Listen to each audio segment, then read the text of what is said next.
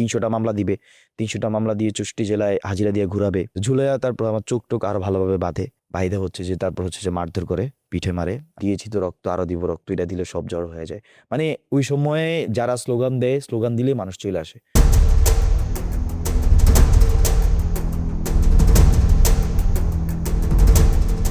শত শত মানুষের আত্মত্যাগ আর সহস্রাধিক মানুষের যে রক্ত, সেটার উপর দাঁড়িয়ে যে জুলাই এসেছে, যে 5 আগস্ট এসেছে, যেটাকে বলা হচ্ছে স্বাধীনতা 2.0, সেই স্বাধীনতার বা নতুন স্বাধীনতা বা সেই জুলাই আন্দোলনের 2 বছর। এতদিনে বাংলাদেশ এগিয়েছে, কেউ কেউ বলেন যে না, বাংলাদেশ এগোয়নি, কেউ কেউ এটা নিয়ে আলোচনা আছে, সমালোচনা আছে। কিন্তু জুলাই যেটা, সেটা অনেক মানুষই এখন ধারণ করেন, বিশেষ করে বাংলাদেশের অধিকাংশ মানুষই এই জুলাই ধারণ করেন। এই জুলাই নিয়ে গল্প করব আমরা, এবং গল্প করব সেই জুলাইয়ের পেছনের কারিগর যারা, তাদের একজনের সাথে। সুপ্রিয় দর্শক, আপনাদের সবাইকে স্বাগত জানাচ্ছি।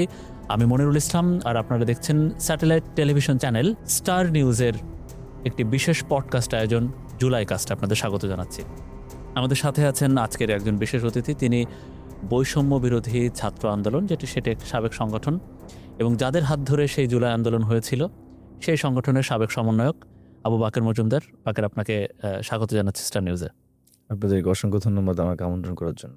জি, বাকের, একেবারে শুরুতেই ছোট্ট করে একটু জানতে চাই যে জুলাই আন্দোলন একটা ঐতিহাসিক, একটা ইতিহাসের সাথে জড়িয়ে আছেন আপনারা, তো সেই ইতিহাসে অংশ আসলে কিভাবে নিলেন? এবং যদি বলি, আপনারা যারা সমন্বয়ক ছিলেন সেই সময়, এই সমন্বয়কটা আসলে কিভাবে নির্ধারণ করা হয়েছিল সেই বৈষম্য বিরোধী ছাত্র আন্দোলনে? আমরা যারা সমন্বয়ক ছিলাম, যাদেরকে দেখেছেন, এদের একটা বড় অংশ আমরা দীর্ঘদিন ক্যাম্পাসের শিক্ষার্থীদের অধিকার বা যে কোনো ন্যায্য দাবি, যে কোনো ন্যায্য আন্দোলনে আমরা সবসময় যুক্ত থাকার চেষ্টা করতাম। এবং বিশেষ করে আমরা দীর্ঘদিন যেই ফ্যাসিবাদ আমাদের মধ্যে জেগে বসেছে এবং দীর্ঘদিন ধরে মানুষের ভোটাধিকার নাই, ক্যাম্পাসগুলোতে ছাত্রলীগ অত্যাচার অনাচার ছাত্রদের উপর নিপীড়ন চালাচ্ছিল, তার বিরুদ্ধে কিন্তু আমরা সবসময় সরব ছিলাম, এখানকার একটা বড় গ্রুপ অফ পিপল। তো জুলাই যখন আসে, মূলত জুলাইয়ের আগে জুন মাসে আপনারা জানবেন যে 5ই জুন প্রথম কোটা যেটা ছিল ওটা পুনর্বহাল করা হয়, যেটা 18 সালে একবার বাতিল করা হয়, সেই কোটা আবার পুনর্বহাল করা হয়। তো আমরা এই কোটা পুনর্বহাল যাতে না রাখে বা কোটা বাতিল করে, সেই জন্য আমরা 5ই জুন আন্দোলন শুরু করি।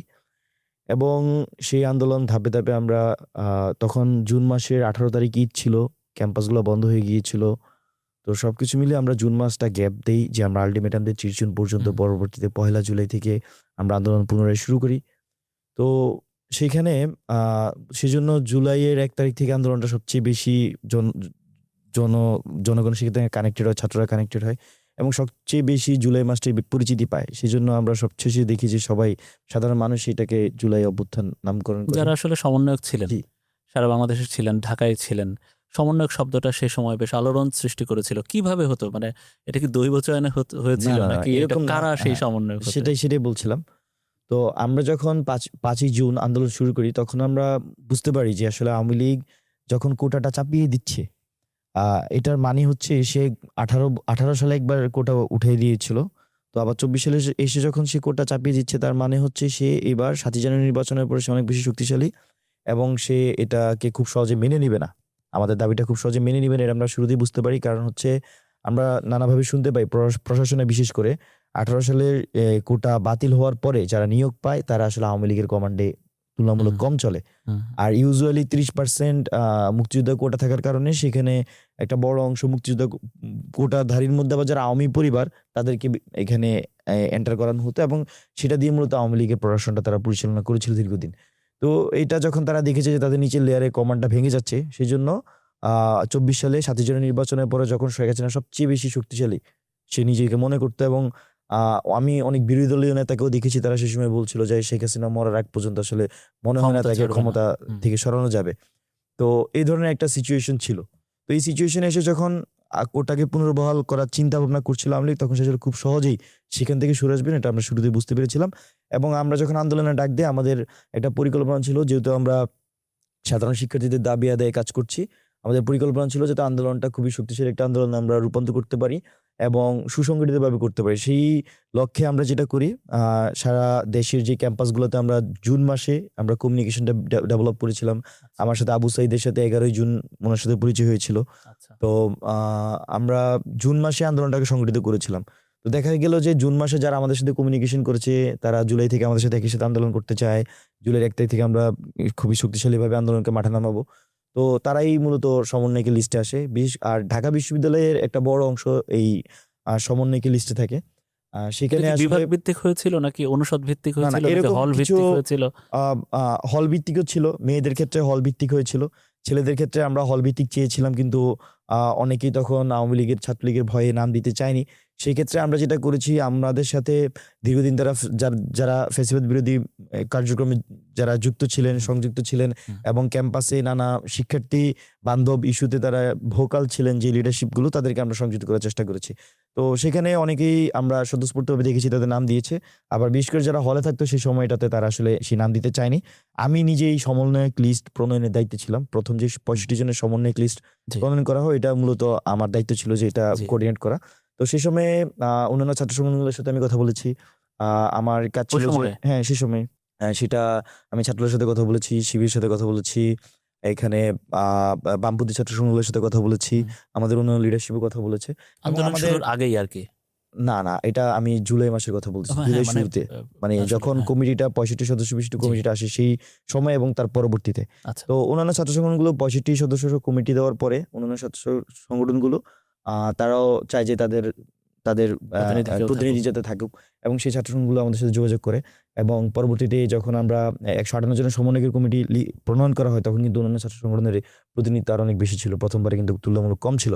তো এটা আমরা সবার সাথে সমন্বয় করে সেই সময় এই সবাইকে লিস্টে সংযুক্ত করি। আর পাশাপাশি আরেকটা যে প্রশ্ন করেছেন যে সমন্বয়ক নামকরণটা, আমরা দেখি যে বিগত সময়ে যে আন্দোলনগুলো সেগুলোতে লিডারশিপের কারণে অনেক সময় ব্যর্থ হয় সেই হুম, আন্দোলনগুলো। হুম। 18 সালের কোটা সংস্কার আন্দোলনের আমাদের প্রত্যাশা ছিল সেটা একটা অনেক শুধুমাত্র দূর কোটায় এগোবে। শুধুমাত্র কোটায় সীমাবদ্ধ থাকবে না, বরং এটা রাষ্ট্র সংস্কার বা রাষ্ট্রের পরিবর্তনের জন্যই সেই আন্দোলনটা কাজ করবে।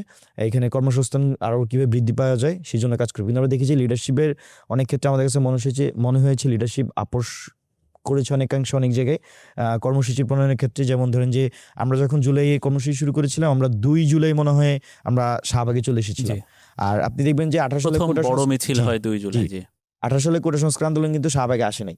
ক্যাম্পাসের মধ্যে সীমাবদ্ধ ছিল। সীমাবদ্ধ ছিল। এখন লিডারশিপের ডিসিশন যে আমি আপনারা এটা চেয়েছেন আন্দোলনটাকে আসলে কোথায় যে করাবো। জি, এটা 1 জন 2 জন বা সর্বোচ্চ 3 জি। জন নেতার মধ্যে মধ্যে আন্দোলন সীমাবদ্ধ না থাকে এবং তারা যাতে ডিসিশন নিয়ে আন্দোলনটাকে অনেকেই কোনোভাবেই যাতে নেতা থাকে। জি থামিয়ে না দিতে পারেন। জি।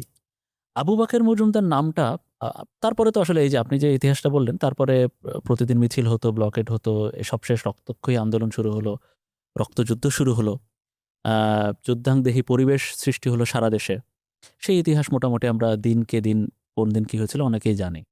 তো আবু বাকের মজুমদার এই নামটা এসেছিল বিশ্ব নেতৃস্থানীয় পর্যায়ে। আমার যেটা ধারণা যে আপনাদেরকে যখন ডিবি অফিসে নিয়ে যাওয়া হলো, সেই 6 জনের ছবিতে আপনি যখন পাশে ছিলেন তখন আসলে আপনি আলোচনায় এসেছিলেন। ওই ডিবি অফিসে কিভাবে আপনি আটক হলেন সে গল্পটাই করা যায় এবং বিশেষ করে আপনাদেরকে রিমান্ডে কি জিজ্ঞাসাবাদ করা হতো বা কি বলা হতো আপনাদের? ইবি অফিসে যখন আমাদেরকে উঠায়ে নিয়ে যায়, আপনি কোত্থেকে আটক জি, হয়েছিলেন? আমি গণস্বাস্থ্য থেকে আটক হয়েছিলাম। নাহিদ ইসলাম, না আসিফ মাহমুদ, আবু বকর মজুমদার ৩ জন আমাদেরকে একই সাথে আচ্ছা একই জায়গা থেকে আটক করে এবং ডিবি হেফাজতে নেয় 26ই জুলাই। আর পরবর্তী বাকি ৩ সমন্বয়ে সার্জিস আলম এবং হাসনাত আব্দুল্লাহকে ২৭ জুলাই নেয় এবং নুসরাত আবু 28 জুলাই ডিবি হেফাজতে। জি এখানে মূলত আমি, আসিফ মাহমুদ, নাহিদ ইসলাম আমরা গণতান্ত্রিক ছাত্রশক্তি ছিলাম আচ্ছা এবং আমরা ৩ জনের মধ্যে নাহিদ ইসলাম ছিলেন কেন্দ্রীয় সদস্য সচিব, আসিফ মাহমুদ ছিলেন ঢাকা বিশ্ববিদ্যালয়ের আহ্বায়ক এবং আমি ছিলাম ঢাকা বিশ্ববিদ্যালয়ের সদস্য সচিব। আমাদের কেন্দ্রীয় আহ্বায়ক ছিলেন আখতার হোসেন, যিনি এখন বর্তমানে হুম এনসিপির সদস্য সচিব হিসেবে আছেন। তো আমরা ৩ জন হচ্ছে ট্রুলি যে অভ্যুত্থানের মধ্যে অনেক গল্প আছে, সবার আলাদা, আলাদা গল্প আছে। তো আমাদের গণতান্ত্রিক ছাত্রশক্তির একটা গল্প আছে। হ্যাঁ? তো সেই তৎকালীন সময়ে গণতান্ত্রিক ছাত্রশক্তির লিডার হিসেবে আমরা যারা ছিলাম তাদের মধ্যে আমি তো বললাম যে এই ৩ জন তখন আমরা আন্দোলনের সম্মুখ সারিতে ছিলাম। আমরা আখতার হোসেন সহ ৪ জন। আখতার হোসেনকে তো ১৭ই জুলাই গ্রেপ্তার করে ফেলে। আগেই গ্রেপ্তার হন। আগেই জি গ্রেফতার করেছি। তো পরবর্তীতে আমাদের ৩ জনকে টার্গেট ডিবি করে। অফিসে নিয়ে জি, যাওয়া হয়। জি। এবং তার আগেও আমাদেরকে আপনি দেখবেন যে নাহিদ ইসলামকে গুম করা হয়। আমাদেরকে গুম করা হয়। তো তার পরবর্তী ২৬শে জুলাই যখন আমরা আবার একই সাথে গণস্বাস্থ্য হাসপাতালে থাকি ২৪ থেকে ২৬ জুলাই। তো তৎকালীন সেই ২৬শে জুলাই আমাদের ৩ জনকে আবার একই সাথে গ্রেপ্তার করে। গ্রেপ্তার করে কালবেলা একটা নিউজ করে, আপনি সেই নিউজটা যদি পড়েন সেখানে লেখা ছিল যে ৩ সমন্বয়কের টার্গেট ছিল সরকার পতন। হুম। এবং আ তারা এমনভাবে ফ্রেম করে যে আমরা ৩ জন মূলত আন্দোলনটাকে আমাদের হাতে রেখে নিয়ন্ত্রণ করছি এবং কেউ ফ্রন্টে, কেউ মিডলে, কেউ ব্যাকে, এভাবে আমরা জিনিসটা আ নিয়ন্ত্রণ করছি। এবং সেখানে তারা উল্লেখ করে যে কিভাবে আমরা অন্যান্য পলিটিক্যাল পার্টিগুলোর সাথে কমিউনিকেশন করে আন্দোলনটাকে একটা পলিটিক্যাল মুভমেন্টের দিকে নিয়ে যাচ্ছি। এ ধরনের একটা নিউজ করে। এবং এটা ছিল যে ২৭শে জুলাই এই নিউজটা আসে। আসার পরে এই নিউজটা দিয়ে মূলত আমার সাথে যে কমিউনিকেশনটা হয় ডিবি হেফাজতে, যে ডিবির লোকজন যে কোয়েশ্চেনগুলো করে, মূলত ওই নিউজটার বরাত ধরে বেশি প্রশ্নগুলো আমাকে করে। তৎকালীন এই ২৪শে ২৭শে জুলাই আমার স্পষ্ট মনে আছে যে আমাকে হারুনের রুমে নিয়ে যাওয়া হয়। হারুন, তো সেখানে আমি, নাহিদ ইসলাম আর আসিফ মাহমুদ, শুরুতে তার যে ভাতের হোটেলটা সেখানে ছিলাম। তো সেই রুমে তিনি মূলত ডিসকাশন করতেন আরকি। তো সেখানে নিয়ে আমাদের সাথে কথোপকথন চলতে থাকে, দাবি-দাওয়া নিয়ে কথা বলতে থাকে। তো এক পর্যায়ে আমি একটু আমি আমাদের যেই পজিশন সেটা একটু বোল্ডলি বলতেছিলাম আরকি। হুম। তো সে আমাকে বেয়াদব আখ্যায়িত করে, যে ছেলেটা বেয়াদব, সে ঘাটতেরামি করতেছে বা এই টাইপের কিছু টোনে কথা বলে। এবং এক পর্যায়ে সে সেখানে যেটা ঘটে যে সে আমাকে বলে যে, "তুই তো শিবির।" হ্যাঁ? তো আমি বললাম যে, "না, আমি তো শিবির না।" তো সে আমাকে বলে যে, "তুই না, তুই শিবির।" আমি বলছি, "না, আমি শিবির না।" মানে সে যেটুকু বলছে তার চেয়ে আমি একটু টোন আমার উঁচু করে বলছিলাম আরকি। আচ্ছা। এবং আমি বললাম যে, আমি মুক্তিযুদ্ধ পরিবারের সন্তান, আমার ফ্যামিলি পুরো মুক্তিযুদ্ধে অংশগ্রহণ করছে। মানে আমি আমার মতো, সেও কথা বলতেছে, আমি আরো জোরে তার সাথে কথা বলতেছি। তো সে একসময় সে খাচ্ছিল, আমরা বসেছিলাম। সে তার প্লেটটা এমনি সামনের দিকে ধাক্কা মেরে বলে যে আমাদেরকে নিয়ে যাইতে। তো মারধর আমাদের, করছিল কখনো হ্যাঁ, ডিবি অফিসে? হ্যাঁ, ৩ জনকে নিয়ে যায়। নিয়ে যাওয়ার পরে ৩ জনকে আলাদা, আলাদা রুমে রাখে। তো আলাদা, আলাদা রুমে নিয়ে যায়। তো আমার রুমে নেওয়ার পরে ২ মিনিট পরে দেখি যে ২ জন আসে। এই যে টুপি পরায় সবার আগে। একটা জমটুপি? জম টুপি পরায় আচ্ছা। এবং জম টুপি পরায় হাতগুলা পিছনে বাঁধে। তো আমি বলছিলাম যে আমাকে মানে কোথায় নিয়ে যাচ্ছেন আরকি। তো একটা স্বাভাবিকভাবে একটা ভয় কাজ করছিল যে মানে ডিবি হেফাজতে বা কোন অফিসারের রুম এটা মনে আছে বা নেম প্লেটে আপনার মনে পড়ে যে কোথায় রাখছিল আপনাদেরকে? সেটা কি আমাদেরকে গারদ কক্ষে নাকি অফিস? রমনা জোনের অফিসে রাখছিল। রমনা জোনের। আচ্ছা, ইয়ার অফিস রুমে, মানে হ্যাঁ। ৬ তলা, লিফটে ৫ মনে হয়, আর এমনি আচ্ছা, ৬ তলা। আচ্ছা। তো সেইখান থেকে আমাকে এই কালো জমটুপি জমটুপি পরিয়ে, পরিয়ে হ্যাঁ। হাত পিছনে বেঁধে আমাকে নিয়ে যাচ্ছিল। তো আমি তখন ঘড়িটা তাকিয়েছিলাম, তখন মনে হয় বিকাল ৪:৩০টার মতো বাজে। ভয় লাগতেছিল যে আমরা তো শুনেছি যে র‍্যাব হচ্ছে যে ক্রস ফায়ার করে, বা ডিবি তেও ক্রস ফায়ার করে, ডিবি থেকেও ক্রস ফায়ার করে, বা আরো অনেক কিছু হইতে পারে। তো এইজন্য সময়টা দেখছিলাম যে কয়টা বাজে। হুম। পরে নিয়ে গেল, ঘুরাইলো আমাকে, যে আমি যাতে ক্যালিব্রেট না করতে পারি মানে কোন দিকে যাচ্ছি। তো আমাকে ঘুরাইলো, ঘুরাইয়া হাঁটাইলো, হাঁটাইয়া আবার আমার মনে আছে যে আমাকে লিফটে নামাইলো, আবার হাঁটাইলো, আবার ঘুরাইলো, ঘুরাইয়া একটা রুমে নিয়ে গেল। তো একটু সিঁড়ি তো নামাইছিল, আবার লিফট, মানে নানাভাবে সে ব্যবহার করছে তারা। আমাকে একটা রুমে নিয়ে যায় এবং সেই রুমে নিয়ে ফার্স্টে আমাকে বলে যে এক পায়ে দাঁড়াইতে। তো আমার হাত বাঁধা, মুখের মধ্যে জমটুপি, চোখ জমটুপি বাঁধা। পরা, হুম। তো আমাকে এক পায়ে দাঁড়াইতে বললে আমি এক পায়ে দাঁড়াই। দাঁড়াইতে চেষ্টা করি বারবার। আমি দাঁড়াইতে পারছিলাম না, কারণ তার আগে টানা ৩ রাত ঘুমাই নাই। ৩-৪ রাতের মতো ঘুমাই নাই। তো আমি বলছি যে আমার শরীর ভালো না এবং আমি করতে পারছি না, যে ব্যালেন্স রাখতে পারতেছি না। তো আমাকে একজন বলে যে আমার পায়ে বাড়ি দিবে বা এরকম কিছু একটা, মানে আমি বুঝতেছিলাম যে। তো পরে পায়ে মারে নাই। আমি বললাম যে, "ভাই, আমি তো শরীরটা ভালো না।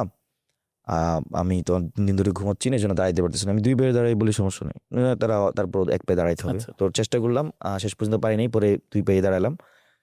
দাঁড়ানোর পরে আমাকে প্রশ্ন শুরু করে যে আমি হচ্ছে, কি বলে এটাকে? আমি আন্দোলনে তো আমি সংগঠকের ভূমিকায় কাজ করছিলাম এবং আমাদের যে টিমটা আমরা কাজ করছিলাম, মানে বিশেষ করে গণতান্ত্রিক ছাত্রশক্তি যারা কাজ করছিলাম তাদের বিষয়ে সবচেয়ে বেশি জিজ্ঞেস করে। তো সেখানে একটা প্রশ্ন ছিল যে তাদের, যে আমরা আন্দোলন যে সারা দেশে সুসংগঠিত করছিলাম, এটা আমি কই থেকে শিখছি বা কি? আমি কম্পারেটিভলি জুনিয়র ছিলাম। তো আমি বললাম যে, "হ্যাঁ, আমি দীর্ঘদিন ধরে যে ছাত্রশক্তি রাজনীতি হুম। করতেছি বা এখানে ক্যাম্পাস অ্যাক্টিভিজম করতেছি। তো সেই জায়গা থেকে, সেই অভিজ্ঞতা থেকে কাজ করে যাচ্ছি।" ওদের মূলত ফোকাস পয়েন্টটা ছিল যে ফাইন্যান্স না, থেকে। আচ্ছা, জি, ফাইন্যান্সিং, হ্যাঁ। হ্যাঁ, ফাইন্যান্স নিয়ে, যে আন্দোলনের ফাইন্যান্সটা আসলে কই থেকে পেয়েছি, কিভাবে হচ্ছে। তো আমার বেশ কয়েকটা দায়িত্ব ছিল। তার মধ্যে একটা ছিল যে ফাইন্যান্স, একটা ছিল সারা দেশের কমান্ডটা সেট করা, যে কোথায় কোন বিশ্ববিদ্যালয়গুলোতে কে ওইখানে লিড দিবে, ওটার কমিউনিকেশনটা মেইনটেইন করা এবং নেক্সট প্রোগ্রামগুলো কি সেগুলো কমিউনিকেট করা এবং প্রোগ্রামে ডিসিশনগুলো মেক করা। ফিল্ডের ডিসিশনগুলো আমার এই কাজটা প্রসঙ্গে ছিল। আসলে আপনি এর আগে বলেছেন বিভিন্ন জায়গায়, আমরা শুনেছি যে আসলে সেটা আপনারা স্টুডেন্টদের কাছ থেকে আন্দোলনের সময় অন দ্য জি স্পট জি জি জি তুলতেন জি এবং কিছু শুভাকাঙ্ক্ষী আপনাদের দিত। আমরা শুনেছি ওই সময় আমরা শুনেছিলাম যে আপনারা নাকি হাঙ্গার স্ট্রাইক করেছিলেন, আচ্ছা মানে না খেয়ে আচ্ছা বলছি। তো ওই দিন আমাকে পরে সেখানে কিছু কোশ্চেন করার পর আমাকে ভিতরে নিয়ে যায় আরেকটা রুমে, নিয়ে আমাকে ঝুলায়, যে আমার হাতগুলো উপরে ঝুলাই আচ্ছা। হচ্ছে যে আমাকে ফার্স্টে বলে যে হাসিনাকে ধন্যবাদ, মানে ওই স্টেজের লাস্ট অংশটা ছিল যে হাসিনাকে ধন্যবাদ দিব কিনা এরকম একটা প্রশ্ন করছে। আচ্ছা তো আমি যখন না বলেছি তখন আমাকে বলে যে তোদের এত জিদ কিসের, এত কিসের, 300টা মামলা দিবে, 300টা মামলা দিয়ে 64 জেলায় হাজিরা দিয়ে ঘুরাবে, এইসব হুমকি দামকি দিয়ে থাকে। তো আমি বলছি যে না, এটা পসিবল না, ধন্যবাদ দেওয়া পসিবল না। পরবর্তীতে ভিতরে আরেকটা রুমে নিয়ে যায়, সেখানে হাত বাঁধে আমাকে ঝুলায়। এই যে আরেকটা গামছা বাঁধে হাতে, বাইধা আমাকে উপরে এরকম ঝুলানোর জায়গা আছে সেখানে ঝুলায়। তো ঝুলাইয়া তারপর আমার চোখ টোক আরো ভালোভাবে বাঁধে, বাইধা হচ্ছে যে তারপর হচ্ছে যে মারধর করে, পিঠে মারে, পিছনে কতক্ষণ ধরে মারছিল আনুমানিক? মারা তো থাইমা থেমা মারছিল। আচ্ছা, এটা ধরেন প্রশ্ন যে করে আর মারে হ্যাঁ এরকম? প্রশ্ন করে, কথা আচ্ছা। জিজ্ঞেস করে, অনেক ধরনের প্রশ্ন করে, সেগুলি বলতে নিচ্ছিলাম। তো মারধর করার পরে আমার মনে আছে যে আমি ওইখান থেকে আসি যখন, তখন 8:30 বাজে। হ্যাঁ, আমি আইসা আবার রুমে টাইমটা দেখি যে কয়টা রাত বাজছে। 8:30। হ্যাঁ, রাত 8:30 বাজে, বিকাল জি। 4:30 নিয়ে যায়। তো সেখানে একটা মারধর করে। ওদের মূল ফোকাস পয়েন্টটা ছিল দুইটা। একটা হচ্ছে যে যাতে কিছু পলিটিক্যাল এঙ্গেজমেন্টের কথা স্বীকার করি, যে আমাদের কেউ হচ্ছে যে আমাদেরকে ফুয়েলিং করছে বা এরকম। জি, তো এটা একটা, আরেকটা ফোকাস পয়েন্ট ছিল যে শেখ হাসিনাকে যাতে ধন্যবাদ দিই, এটা। মানে আন্দোলন স্থগিত ঘোষণা করে শেখ হাসিনাকে ধন্যবাদ এরকম? Exactly kind of. আচ্ছা। তো এটা একটা গেল, এটা একটা স্টেজ ছিল। আর যেটা বললাম হাঙ্গার স্ট্রাইকের কথা বলেন, হাঙ্গার স্ট্রাইকে সেটা হচ্ছে যে আমরা বের হই মানে 1 আগস্ট। হুম।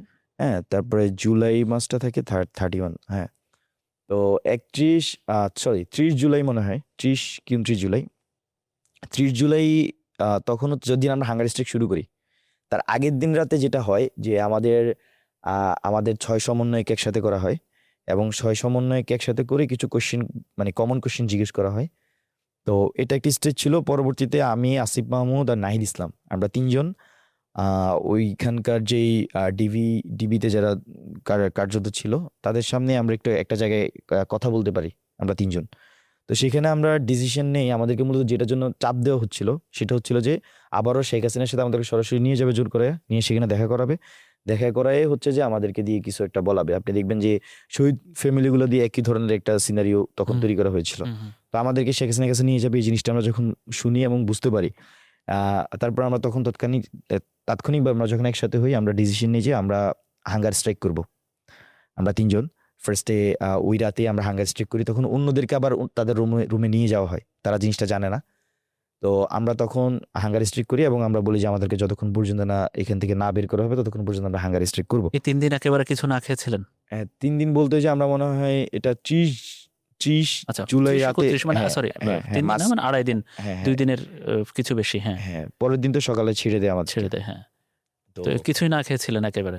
হ্যাঁ, একদমই কিছুই খাইনি, এবং আমাদের একেকজনের সুগার লেভেল অনেক নিচে নেমে গিয়েছিল।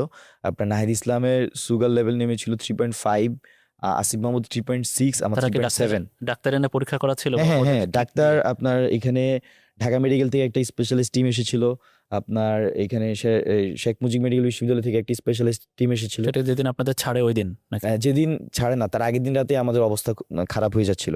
আমি তো বললাম যে নাহিদ ইসলামের 3.5, আসিফ মাহমুদ 3.6, আমার 3.7, মানে সুগার লেভেল এই জায়গায় চলে আসে। এবং ডাক্তাররা তখন যেটা বলতেছিল যে 3 এর নিচে আসলে হচ্ছে যে স্ট্রোক করে বা এই মারা যায়, ধরনের হ্যাঁ। সিমটম তৈরি হয়। সুগারলেস হয়ে জি শরীর অবশ হয়ে জি যাবে। জি।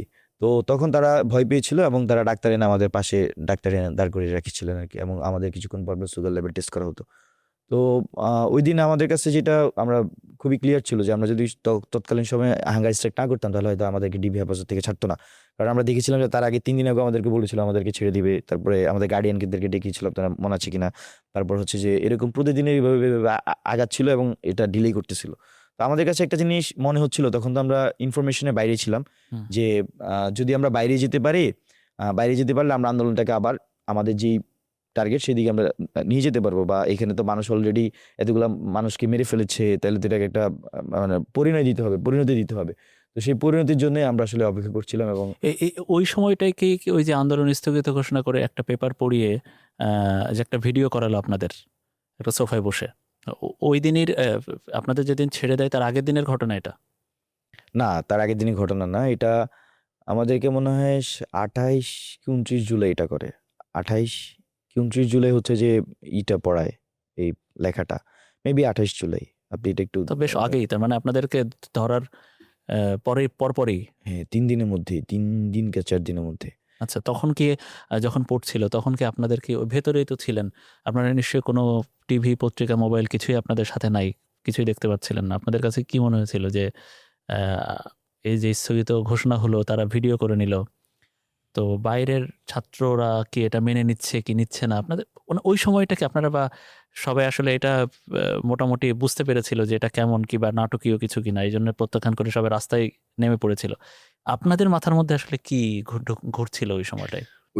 ওই সময়ের স্টোরিগুলো তো অনেক আ আ অনেক বড় আমি না, মনে এটা করি। ঠিক, হ্যাঁ, একটু ছোট অনেক করে।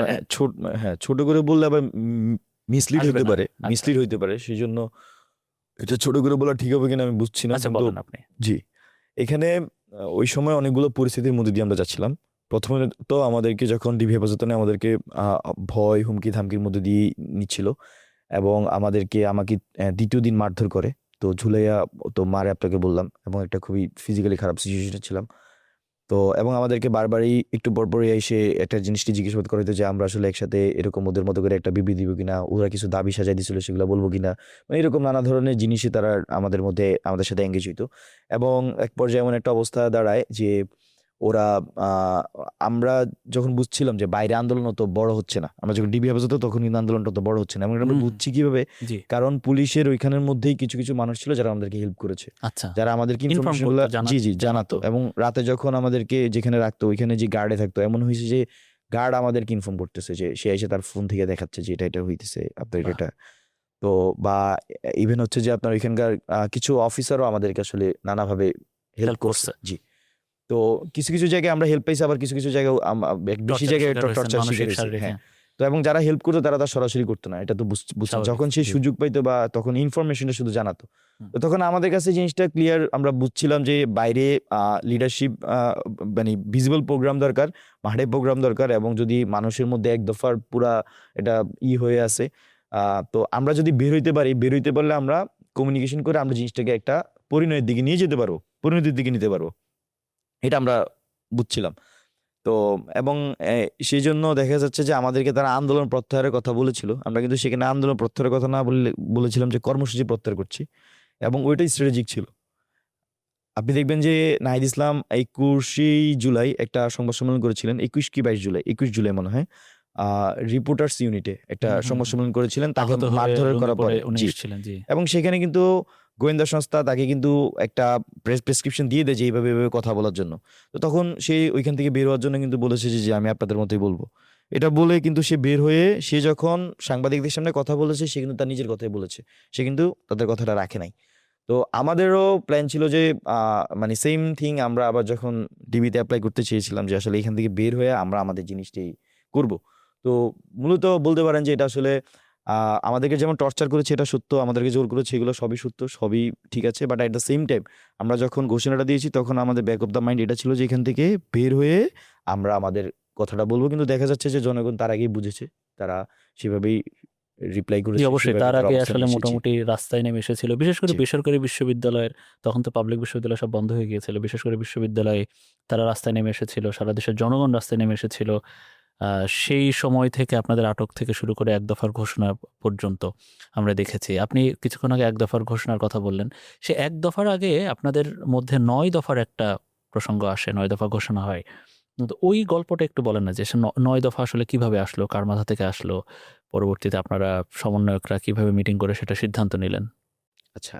একটু ছোট করেই বলেন, জি, সমস্যা নেই। ছোট করেই বলছি। এগুলো তো একেকজনের গল্প একেক রকম। আপনি আ সত্যটা যেটা সেটাই বলেন। আ সবগুলোই সত্য, কোনটাই মিথ্যা না। আচ্ছা, মানে কিভাবে সত্য? ধরেন যে আমি একটা জায়গায় ডিসকাশন করতেছি, আপনি একটা জায়গায় করতেছেন। আচ্ছা। মোটামুটি দাবি দেওয়া তো কাছাকাছি হয়। মানে ওই একটা সিনারিওতে হুম, হুম। মানে ডিসিশন গুলো কিন্তু কাছাকাছি হয়। জি।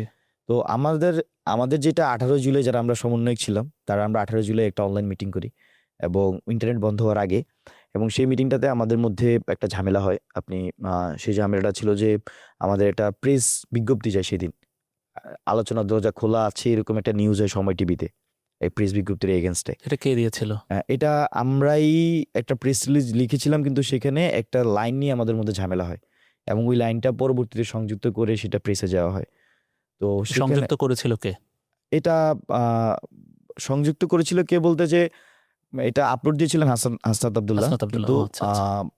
এটা নিয়ে আমাদের মধ্যে বাকবিতণ্ডা হয়, ঝামেলা হয়। এটা 18 জুলাই, এবং ওই সময়ে এটা হওয়ার পরবর্তীতে আমাদের এই মানে এটা একটা কনটেক্সট ছিল। এটা 17 তারিখে মূলত প্রেস লিস্টটা যাওয়ার কথা, এটা 18 তারিখে যায়।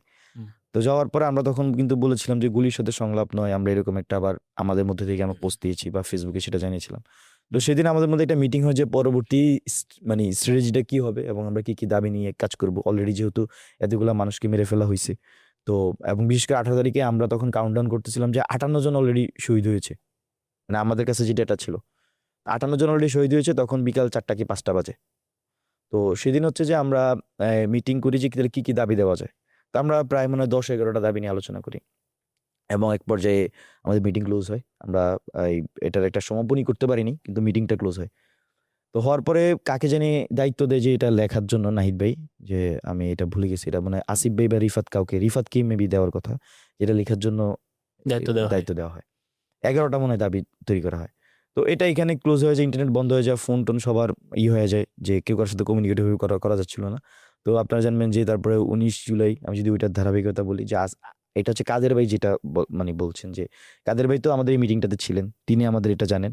আবার তৎকালীন সময়ে তিনি ওই সময়ে শিবিরের বা ছাত্রদলের অনেকের সাথে তিনি এটা নিয়েও যোগাযোগ ডিসকাস করতেন। করে, যখন তিনি এটা দিচ্ছিলেন তখন উনি আবার আমাদের সবাইকে পাচ্ছিলেন না। উনি যাদেরকে অ্যাভেলেবেল পেয়েছেন তাদের সাথে আবার তিনি পুনরায় ডিসকাশন করে 9 দফাটা তৈরি করেন।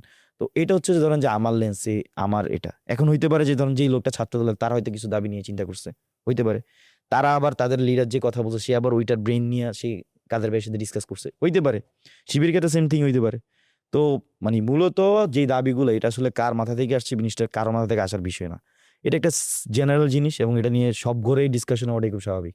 সব সংগঠনের মধ্যে ডিসকাশন হওয়াটা স্বাভাবিক। কেউ যদি ডিসকাশন না করে তাহলে তো সে আসলে মানে এই রাজনীতির সাথে আমি মনে করি যে সে অ্যাডাপ্টেড না আর কি। তো এটা একটা জেনারেলাইজ জিনিস, এটা আসলে কোনো ব্যক্তি বা বর্গ জি। যে এদের ক্রেডিট নেওয়ার কোনো বিষয়ের আমি মনে করি না। বরং এখানে যদি আপনি বলেন যে ওই সময়ে সবচেয়ে সাহসী ভূমিকাটা ছিল কে সামনে এসে বলতে পারতেছে, কে সামনে দাঁড়াইতে পারতেছে। আবু সাঈদ 16 তারিখে সামনে দাঁড়ায় তার সাহস দেখেছে, 19 তারিখ আব্দুল কাদের 9 দফা ঘোষণা করে তার সাহস দেখেছে।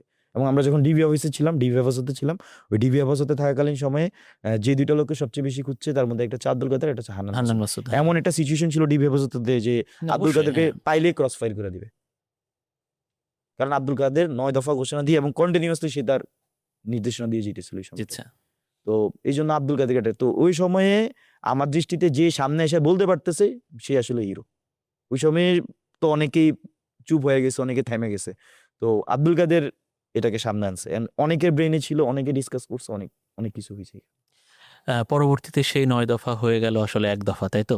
জি। এবং আমরা যতদূর জানি যে আপনারা ডিবি অফিস থেকে ছাড়া পাওয়ার পরে বেশ ছাড়া পাওয়ার পরে 2 তারিখে একটা অনলাইন মিটিং করেন এটা নিয়ে, 1 দফা হবে কি হবে না। এটাতে আপনি ওই মিটিংয়ে ছিলেন? অবশ্যই, হ্যাঁ, অবশ্যই। আপনি ওই মিটিংয়ে ছিলেন। তো ওই মিটিংটার স্মরণে আছে কিনা? ওই মিটিংয়ে আসলে কি আলোচনা হয়েছিল? যে 1 দফা কিভাবে হবে না হবে? অথবা সেখানে কি আলাপ আলোচনা হয়েছিল, একটু যদি সেই ইতিহাসটা বা গল্পটা ছোট করে বলা যায়? আমাদের মধ্যে আ আমাদের মধ্যে আসলে ধরুন আমাদের মধ্যে কয়েকটা লেয়ার আলোচনাগুলো হতো। আচ্ছা। আমরা যারা গণতান্ত্রিক ছাত্রশক্তি ছিলাম, ওইটা বারবার আসবে হিস্ট্রিতে। কারণ হচ্ছে এখান স্বাভাবিক, থেকে হ্যাঁ, আপনি আসিফ ছাত্র মাহমুদ, শক্তির নাহিদ পক্ষে। ইসলাম, জি, আবার আমি বা আরো রিফাত বা যার ফেসগুলোর একটা অধিকাংশই এই সংগঠনের, সেজন্য জি, এটার নামটা জি। বারবার আসবে। তো ইভেন মাহফুজ আলম। তো আমাদের গণতান্ত্রিক ছাত্রশক্তির পিসি ছিল যে 5 জনের পলিটিক্যাল কাউন্সিল। তো সেখানে ছিলাম আক্তার হোসেন, আমি, আসিফ মাহমুদ, নাহিদ ইসলাম 4 জন আর মাহফুজ আলম ছিল উপদেষ্টা হিসেবে। মোট 5 জন ছিলেন। তো আমাদের যেকোনো আলোচনার সিস্টেম ছিল যে আমরা আগে পিসিতে আলোচনা করতাম।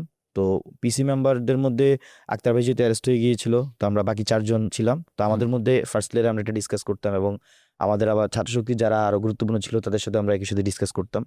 আবার পরবর্তীতে আমরা নিজেরা যখন নিজেদের মধ্যে বোঝাপড়া আসতে পারতাম, তখন অন্যান্য যারা সমন্বয় ছিল তাদের সাথে আমরা ডিসকাস করতাম। এটা আমাদের একটা পলিসি জি, ছিল। জি। তো সেখানে সেই পলিসি অনুযায়ী আমরা আপনি আমাদের 2 মধ্যে তারিখে মিটিং কল করা জি। হলো। 2 তারিখে মিটিং কল করা, 2 তারিখে না, আমরা 1 তারিখে মিটিং করছি। আচ্ছা। 2 তারিখে বেশি একটা মিটিং করছি। তো তার মধ্যে যেটা সবচেয়ে গুরুত্বপূর্ণ মিটিং ছিল যে সর্বশেষ যে আসলে 1 দফার ঘোষণা বা এই মর্মে। তো এখানে আমরা একটা জিনিস ক্লিয়ার ছিলাম যে আমাদেরকে এক দফার আন্দোলনের এটাকে ডাক দিতে হবে, এবং এটা কখন কোন সময় দিলে বেস্ট হবে এটার অপেক্ষাটা আসলে মূল বিষয়টা ছিল। আরেকটা বিষয় ছিল যে আমরা যেহেতু 26শে জুলাই থেকে 1লা আগস্ট পর্যন্ত ডিবি হেফাজতে ছিলাম, আমরা কিন্তু সব বিষয়ে অয়েল ইনফর্ম ছিলাম না। অয়েল স্বাভাবিক, ইনফর্ম এবং না থাকার ইন্টারনেট বন্ধ জি, ছিল, জি, অনেক ইন্টারনেট কিছু বন্ধ দেখতে ছিল, পারেননি অয়েল আপনারা। ইনফর্ম ছিলাম না আমরা। হুম। তো আমরা সবার আগে বের হয়ে যেটা চেষ্টা করেছি যে সবার সাথে কমিউনিকেশন করে সবকিছু বোঝার, এবং এখানে একটা ট্রাস্টের ইস্যু আছে যে কারা আসলে ফিল্ডে লিড দিলে মানুষ এটাকে ট্রাস্ট করবে যে এটা। তো আমরা সবগুলো গ্রুপের সাথে, সবগুলো পলিটিক্যাল পার্টির সাথে আমরা কিন্তু কমিউনিকেশন শুরু করে দিয়েছিলাম, এবং এইখানে এক দফার যে ঘোষণা এটা নিয়ে হচ্ছে যে আমাদের মধ্যে এক দফা ঘোষণা না, শুধু অনেক ইস্যুতেই আমাদের মধ্যে আসলে পক্ষ বিপক্ষ ছিল, মতামতই ছিল, আমাদের মধ্যে ঝগড়া হয়েছে। কেউ শুরুতেই, আন্দোলন শুরুতে বলেছে নেত্রী বিরুদ্ধে কিছু বলা যাবে না, যাই করা হোক, মানে এরকমও টোন ছিল। তো ধাপে ধাপে আমাদের মধ্যে অনেক কিছু ঘটেছে, এক দফার সময়ও আমাদের মধ্যে টানাপোড়েন তৈরি হয়েছিল। কিন্তু শুরুতেই এক দফা শব্দটা উচ্চারণ করেছিল কে? মানে এটা আসলে শুরুর শেষের বিষয় না, হ্যাঁ, এক একজনের তারপর দৃষ্টিভঙ্গিটা এক এক একেবারে রকম। যে আলোচনার সূত্রপাতটা আনা ওই মিটিং এ, কারণ না, এগুলো তো আসলে এরকম ইতিহাস। কিছু না। এটা মনে করেন যে এক দফার ঘোষণা 18 তারিখে একবার মানে 18 তারিখেই আমরা দিতে চাইছিলাম। হ্যাঁ, 18 তখন তো জুলাই। আপনারা, জি, মানে তখন তো এটা আপনারা বলেই দিয়েছেন যে শহীদের রক্তের উপর দাঁড়িয়ে কোনো ধরনের সমঝোতা বা এই ধরনের হবে না। না, সরাসরি জি, সরকার অবশ্যই। পতনের এক দফার আন্দোলনের দিকে ঘোষণা দিতে চাইছিলাম। পরে আমাদের কাছে মনে হয়েছিল যে না, মুভমেন্ট আরো ম্যাচিউর হোক, মানুষের মুখ থেকে আসুক, তখন এটা হবে। আচ্ছা, আমরা মানে 2 এটা তারিখ এরকম কিছু না যে 2 মানে তারিখ কেউ জি, এক দফা বলছে দেখে হয়ে গেছে, আচ্ছা, আমরা 2 এরকম তারিখ কিছু না মিটিং এর আরকি। গল্প শুনেছি। তারপর ওখানে আর কি বিষয় আলাপ হলো? ওখানে আমাদের কি এক দফার দাবিগুলো কি হবে সেগুলো নিয়ে জি। আলোচনা হইলো, এবং সেখানে এই যে অসহযোগ আন্দোলনের দাবিগুলো নিয়ে আলোচনা হইলো। তারপর হচ্ছে যে এখানে এক দফা কিন্তু ফ্যাসিবাদের পতনের সাথে অসহযোগ আন্দোলন ঘোষণা করা হয়, হুম, এবং হুম। এবং জি। অসহযোগ আন্দোলন বলা হয় যে চলবে যতদিন পর্যন্ত এই সরকার পদত্যাগ না করবে। তো অসহযোগ আন্দোলন কিভাবে চলবে তার রূপরেখা নিয়ে আলোচনা করা হয় আমাদের মধ্যে, এবং এখানে এক দফার মূল বেসমেন্টগুলো কি হবে সেগুলো নিয়ে আলোচনা করা হয়, এবং সেটার কাঠামো কি হবে, ঘোষণার কাঠামো কি হবে সেটা নিয়ে আলোচনা করা হয়। তো আমাদের মধ্যে টানাপোড়েন ছিল, আমি আপনাকে বললাম, এবং যে সেখানে টানাপোড়েনে নাহিদ ইসলাম। এক্ষেত্রে একটু বলতে হয় যে টানাপোড়েনে তাহলে এক দফার বিপক্ষে কারা ছিলেন একটু বলা যায়? না, মানে আমি বিপক্ষে পক্ষে বলবো না, মানে এটা বা আসলে সবাই সেটাতে রাজি শেষে। হননি, সেটাতে দ্বিমত পোষণ করেছেন? এখন এখানে ধরেন কি যে মানে আমি আপনার সাথে সবকিছু শেয়ার করি নাই। ধরেন আমি আর আপনি মিলে একটা ডিসিশন নিচ্ছি। আচ্ছা। And আমি আপনার কাছে সবকিছু শেয়ার করি নাই। আপনি আমাকে সন্দেহের চোখে দেখাটা খুব স্বাভাবিক। তো আমাদের মধ্যে বিশেষ করে ছাত্র শক্তির আমরা যারা ছিলাম, আমরা কিন্তু সবকিছু সবার সাথে শেয়ার করতাম না। তো স্বাভাবিকভাবে অন্যরা যখন আমাদের রোড ম্যাপটা জানতো না, তখন কিন্তু তারা আমাদের উপর অনেক সময় অনাস্থা রাখতো, এবং এটা হওয়াটা খুব স্বাভাবিক আমি মনে আচ্ছা, করি। আমি আপনাকে এবং একটা প্রশ্ন করি। জি, সম্প্রতি একটি গণমাধ্যমে আপনাদের আপনি একটু আগে যার কথা বললেন যে আপনারা জেলে থাকা অবস্থায় যিনি আসলে অত্যন্ত গুরুত্বপূর্ণ ভূমিকা পালন করেছেন, সে আব্দুল কাদের সাহেব বলেছেন যে ওই 2 তারিখের মিটিংয়ে তৎকালীন 2 সমন্বয়ক হাসনাত আব্দুল্লাহ এবং সার্জিস আলম এক দফার পক্ষে ছিলেন না। তারা এটা নিয়ে অনলাইন মিটিংয়ে একটু বিতর্ক হয়। এবং ওই মিটিংয়ে আরেকটি উল্লেখ তিনি করেছেন যে সাবেক উপদেষ্টা এবং সাবেক সমন্বয়ক মাহফুজ আলম, তিনিও বলেছিলেন যে এক দফার দরকার নেই, ক্যাম্পাস খোলা সহ 4 দফা আনতে পারো। এইটা কি আসলে সত্যি কিনা? মানে কাদের ভাই যেভাবে সহজ ভাষায় বলেছে বিষয়টা আমার কাছে আবার ওইরকম না। মানে আচ্ছা, আমি একইভাবে দেখি না এটা জিনিসটাকে। কিভাবে ব্যাখ্যা করবেন কাদের আ বক্তব্যকে, বা এটা অথবা আসলে কি ঘটেছে, বাস্তবতা কি?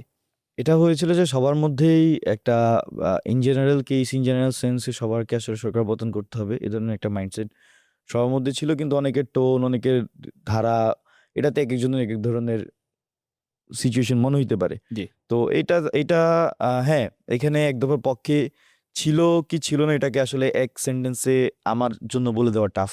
আ কিন্তু আমার কাছে বিষয়টা হচ্ছে যে আমরা আমরা অনেকেই এ এক দফা নিয়ে খুব বেশি ডেডিকেটেড ছিলাম, এবং আমাদেরকে কেউ এটার ক্রিটিক করলেও আমাদের কাছে আসলে অনেক ডিফারেন্ট ভাবে মনে হইতো। তো এ ধরনের সিচুয়েশন হইছে।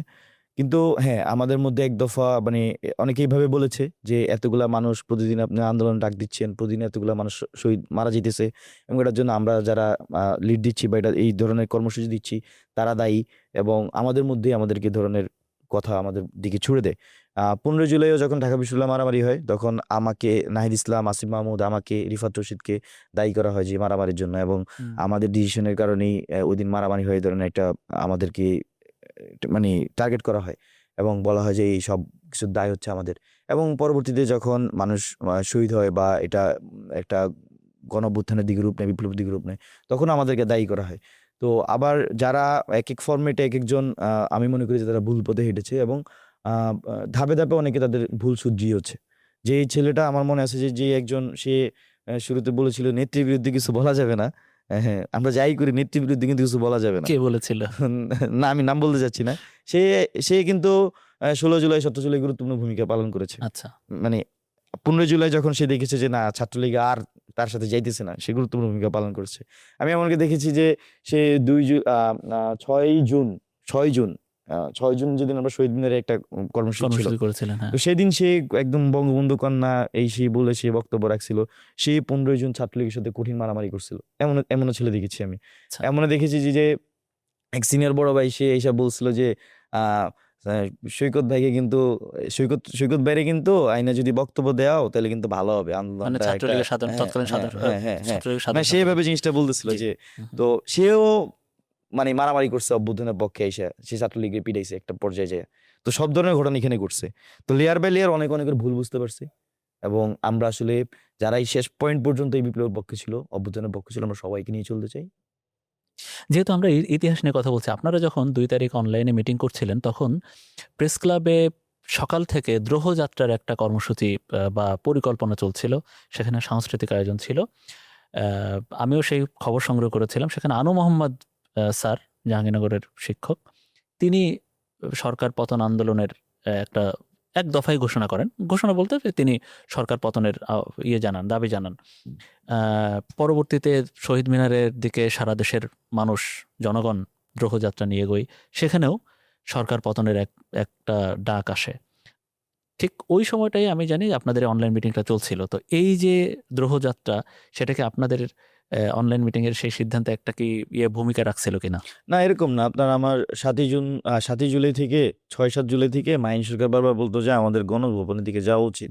এবং সে আচ্ছা। শাহবাগে বক্তব্য বলেছিল যে এই কি বলে এটাকে আমার ডিপার্টমেন্টের বড় আপা বাংলা ডিপার্টমেন্টের শেখ হাসিনা আপনারে বলতাছি, মানে ভাই তো একটু অন্যভাবে কথা হ্যাঁ, বলে জি, জি, হ্যাঁ। যে মজা করে আমরা কথা কিন্তু বলে। না হলে ওইদিকে যাব। হ্যাঁ, মানে সে ওই সময় থেকে মানে সে আমাদের ইন্টারনাল মিটিং এ বারবার বলতো যে আমাদেরকে কর্মসূচিটা গণভবনের দিকে নিতে হবে। এবং সে বিষয়ে খুবই ডেডিকেটেড ছিল। তো আচ্ছা। এটাকে মানে এক দফা কে ঘোষণা করছে বা কে না, আগে আমি বলছে আমি বা ওটা ঘোষণার কথা বলিনি। আমি বললাম যে দ্রোহযাত্রায় আমি বলছি তখন যে মানুষের যে আ ইয়া আ অংশগ্রহণ ওকে হ্যাঁ, সেটা বলতেছি যে এটা যেমন ছিল, এটা একটা পার্ট ছিল যে মানে সবার মধ্যে আসলে এই ধরনের যারা দীর্ঘদিন ধরে ফ্যাসিবাদ দ্বারা তা ছিল। জি। অত্যাচারিত ছিল তাদের মধ্যে এই ধরনের একটা মেন্টালিটি ছিল। অনেকেই আগে থেকেই বলছিল, কেউ ১৮ জুলাই ঘোষণা দিছে, মিডিয়াতে আসে নাই, এভাবে আসে নাই। জি। তো আবার ২রা আগস্ট সেটা নিয়ে বলছিলাম। সেদিন এই প্রোগ্রাম বা এটা আমার কাছে ওইভাবে ইম্প্যাক্টফুল মানে আমাদের মিটিং এর জন্য ইম্প্যাক্টফুল ছিল এটা আমার কাছে ওরকম মনে হয় নাই। অবশ্যই প্রোগ্রামটা ইম্প্যাক্টফুল ছিল। বাট আমাদের ওই মিটিংটা এটা হচ্ছে যে আমরা যেহেতু ১লা আগস্ট বেরোইছি, বের হওয়ার পর আমরা আগে সব জায়গায় কমিউনিকেশনটা বিল্ড করছি। তখন কমিউনিকেশন বিল্ড করা একটা টাফ জিনিস ছিল। অনেকের নাম্বার চেঞ্জ হয়ে অবশ্যই, গেছে। হ্যাঁ, তো ইন্টারনেট হ্যাঁ, বন্ধ ছিল। জি। তো অনেকে আমরা আ ২রা আগস্ট যেটা কমিউনিকেশন বিল্ড করার পর আমরা একটা মিটিং কল করছি। হ্যাঁ, সেখানে কি ঘটতেছে এই বিষয়গুলো নিয়ে আলোচনা হইছে। কিন্তু আমি দেখেছি যে অনেক জায়গায় যে ওইটার কারণে ডিসিশন চেঞ্জ বা ওই ধরনের একটা ন্যারেটিভ দেওয়ার হ্যাঁ, চেষ্টা বুঝতে করা হচ্ছে। পেরেছি। এ ধরনের কিছু ঘটে নাই আরকি। আমরা একেবারে সবশেষের প্রসঙ্গে চলে আসি। ইতিহাস নিয়ে কথা বলছিলাম আমরা। আমরা ৫ আগস্টের গল্প একটু শুনি, একটু ছোট্ট করে, যে ৫ আগস্ট সকালে আপনি বা আপনারা সমন্বয়করা কোথায় ছিলেন? পরবর্তীতে যখন আপনাদের জন্য যে বিজয় আপনারা বুঝতে পারলেন, সেই সময়কার একটু ছোট করে গল্পটা। আচ্ছা, ৫ই আগস্ট সকালে তো আমরা একেকজন একেক জায়গায় ছিলাম। ৪ই আগস্ট রাতে আমি ছিলাম মানিকনগর ছিলাম। তো আমি আসিফ মাহমুদ আমরা একসাথে ছিলাম। নাহিদ ইসলাম? নাহিদ ইসলাম আর তখন ওনার বাসায়? নাসিরউদ্দিন পাটোয়ারি তারা এক জায়গায় ছিলেন। আচ্ছা, আরেক জায়গায়। আ তা আমি আর আসিফ মাহমুদ এক জায়গায় ছিলাম। আবার এদিক দিয়ে আমি জানি না সার্জিস হাসান মনে হয় একসাথে ছিলেন। তো আমরা হচ্ছে আমি মানিকনগর ছিলাম এবং ৪ই আগস্ট রাতে আমাদের যখন আমি ভিডিওগুলো দেখছিলাম আরকি অভ্যুত্থানে বা এখানে কিভাবে মানুষদেরকে মারা হইছে এরকম ভিডিও দেখার সময় পাইনি। জি। তো তখন দেখে আমার শুধু কান্না আসছিল। আমি ওইভাবে কখনোই কান্না করি না বা আমার এটা মানে আ ইমোশন অত সামনে আসে না আমার। তো সেদিন আমার কান্না আসছিল এবং আমি বলতেছিলাম যে এটা তো কালকে যদি ওরা না করে, আ না মানে বা সরকার পতন না হয় তাহলে তো এটা গৃহযুদ্ধের দিকে যাবে। তো আমি আসিফ ভাইকে বলতেছিলাম যে, "ভাই তাহলে আমি বের হয়ে যাই। আমি প্রিপারেশন নেই। আপনারা কালকে মাঠে যান।" আমি এবং ট্রুলি যে প্রিপারেশন এর একটা প্রাথমিক স্টেজ কমপ্লিটও করে ফেলে এ কমপ্লিট সেই সময় করে ফেলেছিলাম। এবং আসিফ মাহমুদ আমাকে বারবার বুঝিয়েছে, "না এখন যাওয়া যাবে না। চাইলে আমরা সবাই একসাথে যাবো।" জি। এবং আম পরে তিনি আমাকে সারারাত মানে অনেকটা বলা যায় যে আটকিয়ে রাখে। তো সেখানে পরবর্তীতে শুনি যে নাহিদ ইসলামও সেদিন রাতে একটা যদি আমরা মারা যাই, আমরা যদি শহীদ হই, তাইলে যাতে দেশের মানুষ তাদের এই যে এই ফ্যাসিবাদকে পতন করে এবং তাদের মানে স্বাধীনতা এরকম বুঝে এরকম নেয়, একটা বার্তাও এরকম একটা আপনারা বার্তাও তিনি করে রেখেছেন, কম্পাইল করে রেখেছেন এবং এটা আর্কাইভ করে রেখেছিলেন। এবং যদি আমরা শহীদ হতাম বা 5ই আগস্টে যদি হাসিনার পতন না হইতো, আমরা কিন্তু এই জিনিসটা তখন পাবলিকলি যেত এবং মানুষকে সে আহ্বান করা হইতো যে আপনি আপনার স্বাধীনতাটা বুঝে নেন। তো মূলত আমাদের মেন্টাল সিচুয়েশনটা ছিল ওইখানেই, যদি গৃহযুদ্ধ যায় যা হোক, যাদের আমার ভাইদের রক্ত ঝরাইছে তাদেরকে আমরা এখান থেকে উৎখাত করে ছাড়বো, এই ধরনের মোরাল পজিশন আমাদের ছিল। এবং সকালে আসি ওইখান থেকে, আমি পার্সোনালি, আমি আসিফ ভাই আমরা একসাথে বেরোই কোথায় এবং আসছিলেন আপনারা? বের হয়ে আমরা আসি হচ্ছে যে চানখারপুলের ওই সাইডটাতে আসি। আমাদের আচ্ছা, কাছে খবর আসে যে যেখানে মুহুর্মুহু গুলি চলছিল জি, জি। চাইনিজ রাইফেলের। জি, সেখানে আমাদের কাছে খবর আসে যে আমাদের আহনাফ সাঈদ খান সহ আমাদের আরো প্রায় 150-200 জনের মতো ঢাকা মেডিকেলের মধ্যে আটকে যায়। এবং প্রথমে শহীদ মিনারে হামলা ছিল, আমাদের 4জন শহীদ হয় শহীদ মিনারে সকালে ভোরবেলা। পরবর্তীতে বাকিরা হচ্ছে ঢাকা মেডিকেল আশ্রয় নেয়। তো সেখানে তারা আটকা পড়ে। পরে আমার আসিফ মাহমুদ আমরা যাই যে আমরা চানখারপুল থেকে মানুষকে জমায়েত করে আমরা যে ঢাকা মেডিকেল থেকে তাদেরকে উদ্ধার করব। তো সেজন্য তখন ভোরবেলা আমরা বের হই, ভোরবেলা অনেক কষ্টে আসি, সেই গল্প অনেক লম্বা। আইসা আমরা চানখারপুলে বোরহানুদ্দিন কলেজের সামনে, সেখানে এসে দেখি যে মানুষ ছিন্ন বিচ্ছিন্ন হয়ে ঘুরতেছে, মহিলারা উপর থেকে পানি ফেলাচ্ছে। তো তখন এসে স্লোগান দিয়েছি, দিয়েছি তো রক্ত আরো দিব, রক্ত এটা দিলে সব জড়ো হয়ে যায়। মানে ওই সময়ে যারা স্লোগান দেয়, স্লোগান দিলে মানুষ চলে আসে। তো আমরা 2 জন আসি। কয় ঘন্টা ছিলেন চাঙ্গারপুলে তাহলে ওই সময়, ওই দিন? 2 ঘন্টা বা 3 আরো ঘন্টা বেশি, এরকম আরো? সকাল মানে আমরা 8টা 9টার দিকে চলে আসছিলাম। তখন তো মোবাইল নিয়ে মানে চাঙ্গারপুলে পরে কতক্ষণ ছিলেন? ছিলাম চাঙ্গারপুলে, ধরেন না যে 4-5 ঘন্টা ছিলাম, 3-4 ঘন্টা না, ছিলাম, আমি নিজেও 3-4 5 ঘন্টা, আগস্ট চাঙ্গারপুলে 3-4 ঘন্টার খবর মতো সংগ্রহ ছিলাম। করেছি। ওই সময় চাইনিজ রাইফেলের গুলির মুখে আপনারা ওখানে যারা ছিলেন ওটা আমাদের আসলেই সাথে 2 জন শহীদ হয়েছে একদম। জি, আমার আর আসিফ ভাই আমরা ফ্রন্ট লাইনে ছিলাম, আমাদের পাশে একজন, আরেক পাশে একজন, 2 জন শহীদ পরে হয়েছে। একদম বিজয় আমরা 2 জন ভাগ্যক্রমে পরে সেদিন বেঁচে যাই। হ্যাঁ, পরে একদম বিজয় অর্জনের খবর কি ফোন কলে পেলেন নাকি কিভাবে পেলেন? ফার্স্টে বুঝি নাই যে আসলে চলে গেছে, যেটা সত্য কথা। ফার্স্টে বুঝি নাই। আমি আসিফ ভাইকে হারাই ফেলছিলাম এবং তারে নিয়ে আমি ভয় পাইতাম যে কি সে আসলে অনেক মানে সবসময় সামনে চলে। হ্যাঁ হ্যাঁ, তারে আমি ধরে রাখতাম, তো তারে হারাই ফেলছিলাম। পরে আমি তারে খুঁজতেছিলাম এবং ফোনেও তারে আমি রিচ করতে পারতেছিলাম না। পরে আমার এলাকার একজন আমাকে ফোন দিয়ে বলে যে এরকম হাসিনাতে চলে গেছে, তো সবাই ইয়েতে আসো, এই শাহবাগে আসো। তো পরে হচ্ছে যে যাওয়ার সময় দেখি যে আবার একবার মুভ নেই, তখনও দেখি যে গুলি চলতেছে। গুলি চলছে। পরে আবার ব্যাক করে আবার সেকেন্ড টাইম যখন দেখি যে অনেকে যাইতেছে, তখন আমিও যাই এবং একটা মাস্ক লাগাই, ক্যাপ পরে, কারণ আমাদেরকে যে কোনো সময় মেরে ফেলতে পারে, যে কেউ মেরে ফেলতে পারে ওই সিচুয়েশনে। জি, তো পরবর্তীতে শাহবাগে যেয়ে দেখি যে নাহি আসিফ ভাই সেখানে আছে, তার আমি খুঁজতেছিলাম। পরে নাহিদ ভাই, আসিফ ভাই তার একটা রিক্সার উপরে ছিল, পরে আমি যে সেই রিক্সায় উঠি। তো পরে তো আমরা আস্তে আস্তে ইয়েতে যাই, সংসদের দিকে যাই। আমরা একেবারে শেষ পর্যায়ে এসেছি। আবু বকর মজুমদার, 1 মিনিটের একটা উত্তর জানতে চাই। পরবর্তীতে আন্দোলন, গণঅভ্যুত্থানের পরে আমরা দেখেছি যে ক্রেডিট নিয়ে অনেক অনেক অনেক ধরনের বক্তব্য, ছাত্রদল এটা বলে, শিবির এটা বলে, বেসরকারি বিশ্ববিদ্যালয়ের অনেক চাহিদা বা তারা যারা আন্দোলন করেছিলেন, এইটা আপনি আসলে কিভাবে দেখেন? যে এই আন্দোলন নিশ্চয়ই সবার ছিল, এইটা নিয়ে আসলে দলাদলি, এটা নিয়ে ক্রেডিটবাজি বা আমি নেতিবাচক অর্থ বা ইতিবাচক অর্থ আপনি যেভাবে নিতে পারেন, কিভাবে দেখেন আপনি এটা আসলে? আ এটা আমি আসলে, আমার কাছে তো আন্দোলন সবারই ছিল, মানে আমি যেভাবে দেখি, এবং সবগুলা ফ্যাসিবাদ বিরোধী ছাত্র সংগঠন তাদের যার অবস্থাতে গুরুত্বপূর্ণ ভূমিকা পালন করছে। কেউ মাথা দিয়ে রাখছে, কেউ শুরুল দিয়ে রাখছে, যে যেখানে যেটা দিয়ে যখন তার সুযোগ হয়েছে সে সেভাবে রাখছে। আবার সাধারণ মানুষ সেখানে অংশগ্রহণ করছে। প্রাইভেট বিশ্ববিদ্যালয়ে একটা একটা এমন একটা মোমেন্টামে অংশগ্রহণ করছে, যে মোমেন্টামে তারা যদি না মাঠে নামতো হয়তো এই আন্দোলনটা মানে নাহিদ আগাতো না। ইসলামের ভাষায় সবাই মাস্টার মাইন্ড এই আন্দোলনে, সবাই নিশ্চয়ই নিশ্চয়ই সারা সবাই, দেশের মানুষ সারা সবাই। দেশের মানুষ, এবং এই জি, যে সারা দেশের মানুষ স্বতঃস্ফূর্তভাবে আসছে, কেউ কারো একক ডাকে, একক কোঅর্ডিনেশন এভাবে আসে নাই। আমরা আমাদের যেটা সৌভাগ্য হয়েছে যে অনেক জায়গায় ডিসিশন মেক করার সৌভাগ্য হয়েছে, অনেক জায়গায় সামনে থেকে মানুষের কথাটাকে ট্রান্সলেট করার সৌভাগ্য হয়েছে, সেইটুকু শুধু আমরা করেছি। কিন্তু ওভারঅল জি। কিন্তু জিনিসটা সাধারণ মানুষের স্বতঃস্ফূর্ত অংশগ্রহণ এবং যারা আত্মত্যাগ করেছে তাদের জন্য আমি মনে করি যে আন্দোলন আসলে সফলতা পেয়েছে। অনেক অনেক ভেতরের গল্প জানলাম, আপনিও সময় করে আমাদের জানালেন, জুলাইয়ের গল্প শুনলাম আমরা, জুলাই কাস্টে। অনেক অনেক ধন্যবাদ আপনাকে আবু বকর মজুমদার। আর দর্শক, আপনারাও যারা এতক্ষণ আমাদের সাথে ছিলেন জুলাই কাস্টে স্টার নিউজের এই বিশেষ আয়োজনে, আপনারাও দেখলেন এতক্ষণ সময় করে, অনেক অনেক ধন্যবাদ আপনাদের সবাইকে।